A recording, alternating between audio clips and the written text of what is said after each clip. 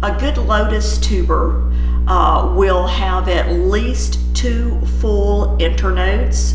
That is, the node has the growing tip where the leaves and flowers will come out, and then they will have the rounded firm part. That is an internode. You need 2 full internodes before you cut, and each of those should have what we call a viable growing tip.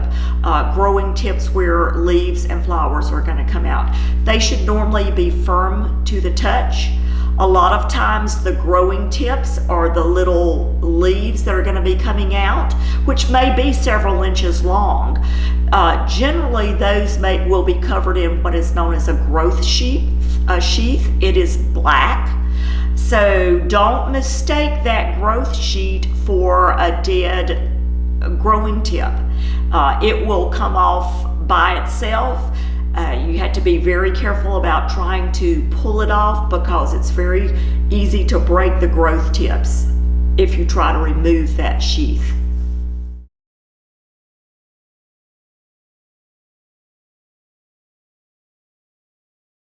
A firm lotus tuber can be kept in the vegetable section of your refrigerator for quite a while. They need to stay where it is cool and dark. I generally put mine in a plastic baggie and wrap a damp paper towel around it. That paper towel simply serves to buffer the growth tips and keep them from getting bumped around and broken. And you can put them in the cooler of the vegetable cooler of your refrigerator. They should last for quite a while.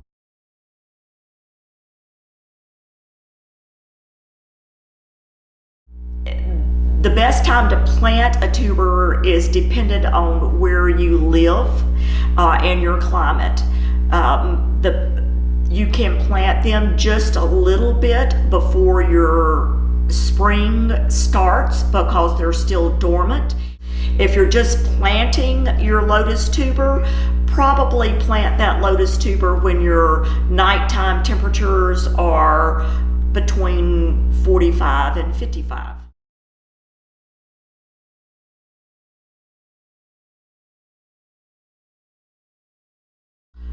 I'd never start a lotus tuber indoors simply because if they're gonna rot, they will rot when you start them indoors if you go ahead and put them in the soil. They need full sunlight, they need hot weather, and they need to be kept wet all the time. In water, they need to be in standing water all the time.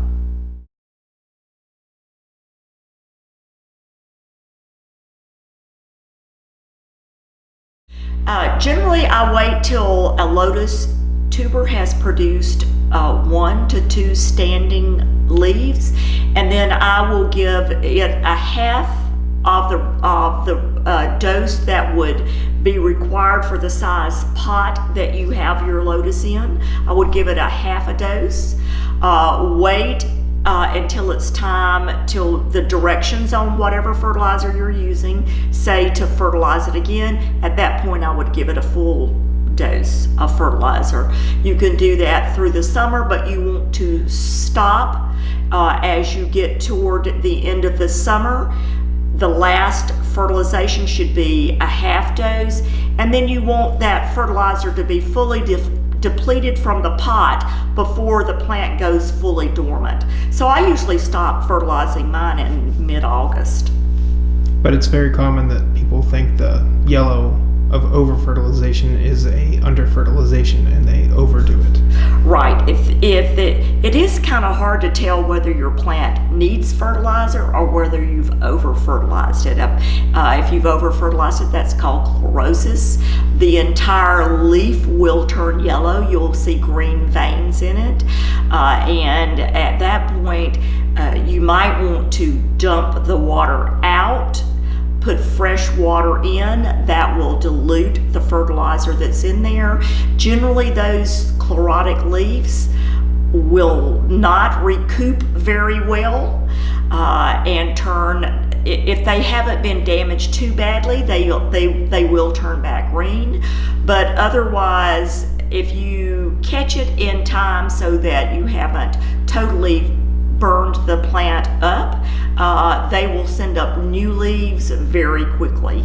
So I would just leave the damaged leaves on there till you have a couple of new leaves, at which point you can remove the damaged leaves at water level. Do not cut it below water level, because you don't want water to flood into the stem and go down from there into the tuber, because that could cause the tuber to rot. Just cut it above the water.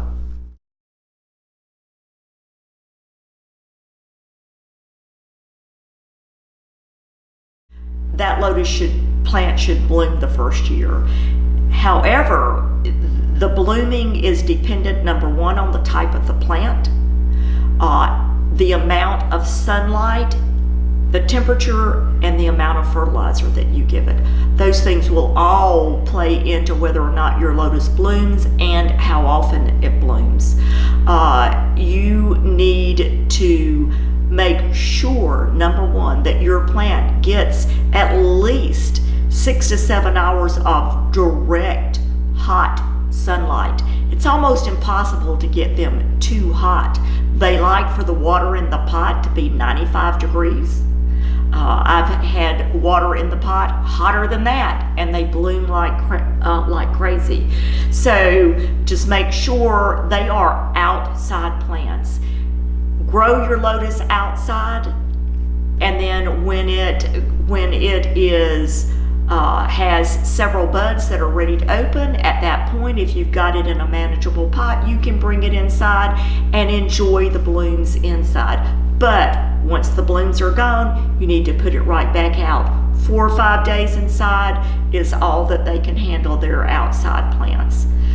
If you've got the type of lotus that you purchase will determine the size pot or bowl that it goes in.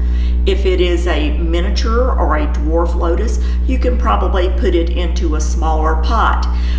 The problem with those, it's not really a problem, you just need to be aware that you're going to have to water them all the time. They will go through the entire bowl of water almost every day when it's really hot. And then if you buy a large lotus, you need to put it in a large pot, 20 inches in diameter or larger, at least 12 inches deep or more. That way that lotus can actually expand to fill that pot, and your lotus will be more healthy and will grow the size that is genetically appropriate for that particular species.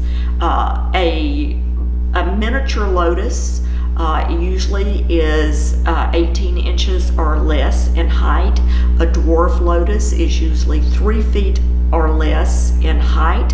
A medium lotus between 3 and 4 feet, and a large lotus over 4 feet. And they can be quite a bit over 4 feet. Even in pots, you can get lotus that are 8 and 9 feet tall.